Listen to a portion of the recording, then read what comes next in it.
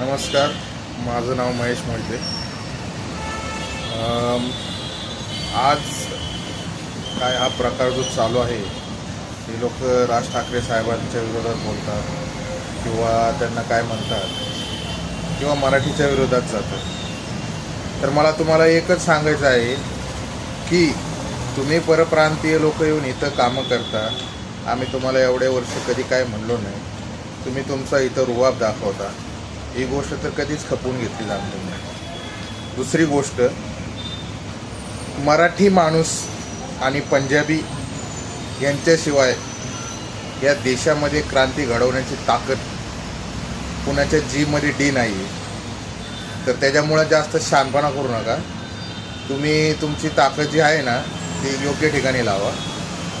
कष्ट करा, सहकार्य करा. महाराष्ट्रात राहत आहे, तुम्हाला मराठी यायला पाहिजे. नाही तर तुम्ही इथं राहीन, तुमचे इथे काही उपयोग नाही. तुम्ही इथं राहू नका.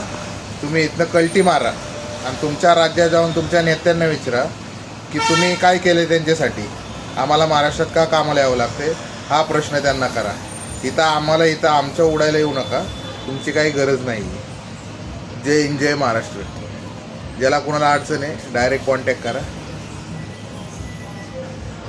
10 गावं दुसरी तवा 1 गाव भोसरी.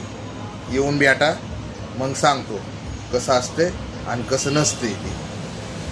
जय हिंद, जय महाराष्ट्र.